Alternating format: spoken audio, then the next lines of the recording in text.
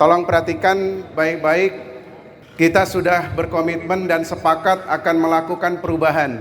Karena pada gilirannya kita paham dan tahu kita hidup itu pasti akan selalu mengalami perubahan. Perubahan itu bisa saja perubahan yang negatif, bisa saja perubahan yang positif. Tapi sebaik-baik kita adalah mengupayakan perubahan itu adalah perubahan yang baik, perubahan yang mengarah kepada kebenaran. Sehingga mau tidak mau, suka tidak suka, kita harus berupaya untuk senantiasa menerima perubahan itu. Karena siapa di antara kita tidak pernah mau untuk menerima perubahan itu, maka yakin akan tergerus dengan perubahan itu sendiri. Perubahan demi perubahan akan terjadi. Perubahan itu seyogianya adalah mengikuti apa yang menjadi tuntutan di zamannya. Sayyidina Ali pernah menyampaikan, didiklah anak-anakmu sesuai dengan zamannya. Maka kita tidaklah mungkin mendidik Anda semuanya dengan zaman kita dulu tahun 70. Kalau tahun 70-an atau tahun 80, 90-an kami sekolah, yang namanya dijewer guru hal yang biasa. Sekarang Anda dijewer mesti ngadu sama orang tuanya. Kalau kami dijewer sama gurunya, ngadu kepada ibu dan bapaknya, yang terjadi adalah kami ditampar sama ibu dan bapaknya. Kenapa? Mesti anak yang melakukan kesalahan. Dipotong rambutnya kami terima saat itu.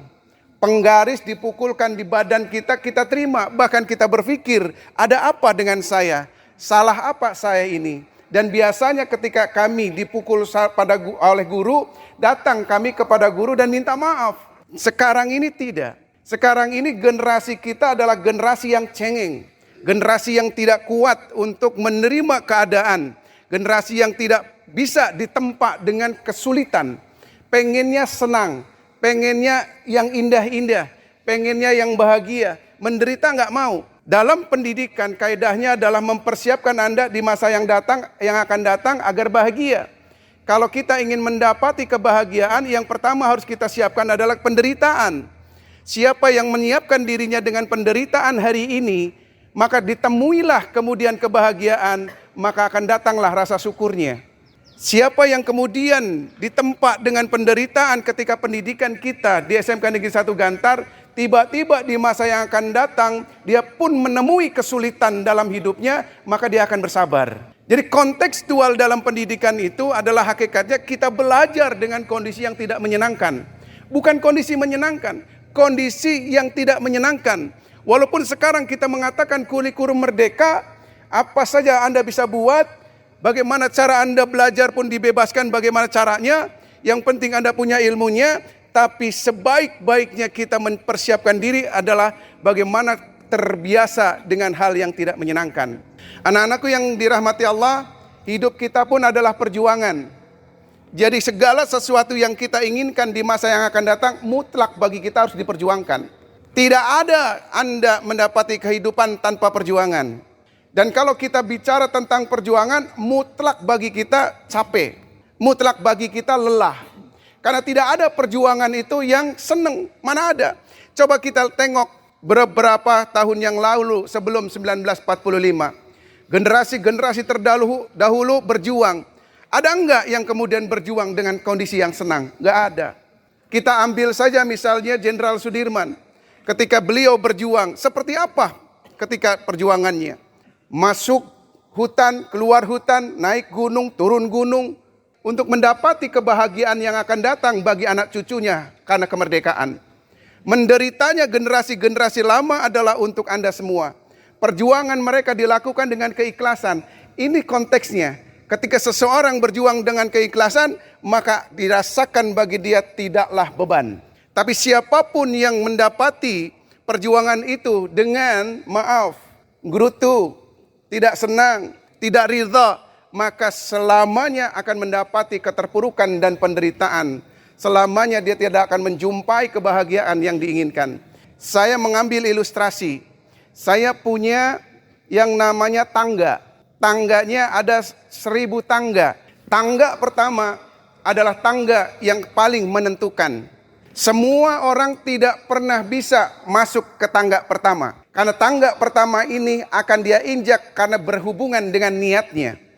Ketika kita sudah melihat 100 tangga, 1000 tangga, maka sebelum kita menginjak tangga pertama, orang berpikir, saya akan tempuh jalan itu atau tidak. Kalau saya tempuh, maka kemungkinan besarnya pasti akanlah sangat melelahkan. Ketika orang mengatakan saya tidak mungkin akan mengikuti jalan ini karena begitu sangat panjang dan jauh, bahkan berat karena tangganya ada 100 ataupun 1000, maka mending bagi saya tidak melakukannya. Maka itulah kegagalan kita yang pertama. Setiap orang yang tidak punya niat untuk melangkah pada tangga pertama, itulah kegagalan kita yang pertama. Tetapi ketika orang itu mengatakan pada dirinya, insya Allah saya bisa mendaki 1000 tangga ataupun 100 tangga itu, bismillah, maka dia sudah menang di ronde pertama. Dia sudah mendapati hal yang baik untuk melangkah pada tangga-tangga berikutnya. Ketika dia sudah mulai tangga pertama diinjak, maka dengan sangat cepat dia akan melangkah tangga kedua, tangga ketiga, tangga keempat, dan tangga kelima. Ketika kita di tengah-tengah jalan, pada tangga yang ke-50, maka kita sudah mulai lelah. Sudah mulai lelah. Ketika kita lelah, maka kita pun mulai berpikir, kira-kira akan saya lakukan terus atau tidak? Apakah saya menyerah di tangga 50 kemudian saya turun lagi? Atau saya tidak akan pernah menyerah dan terus langkah? Kebanyakan juga di antara orang-orang itu, dia menyerah di tangga yang ke-50. Belum sampai tujuan, baru menghadapi masalah, kemudian dia tidak mau masalah itu dihadapi, keluar dari masalah itu, maka itulah kegagalan yang kedua.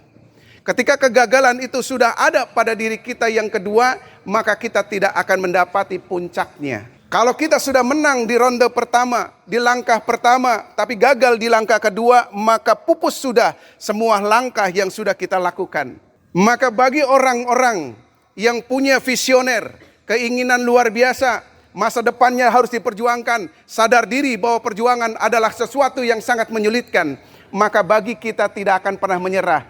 Langkah berikutnya ditempuh, 51, 52, terus sampai dengan tangga yang ke-100, finalnya di sana. Tapi anak-anakku yang dirahmati Allah, sebelum kita sampai di tangga yang ke-100, boleh jadi pada tangga yang ke-70, kita pun menerima hambatan. Menerima persoalan, kaki sudah mulai bengkak-bengkak, rasa begitu sangat pegal di paha, maka kita pun cenderung berpikir, apakah kita menuntaskan langkah kita, atau kemudian kita turun kembali. Kalau kita turun kembali, maka sangat sia-sia kita tidak mendapati apa-apa.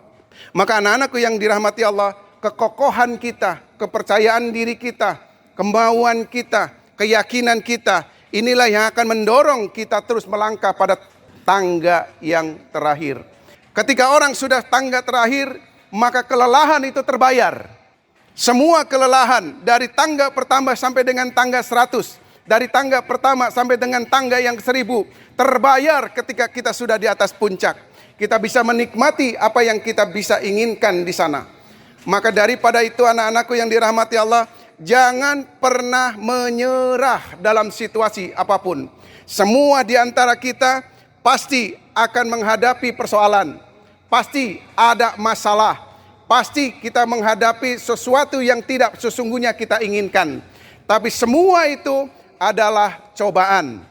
Anak-anakku yang dirahmati Allah, penting bagi kita untuk senantiasa mengambil intisari dari pelajaran-pelajaran pejuang-pejuang kita yang begitu sangat luar biasa berjuang, tidak pernah menyerah.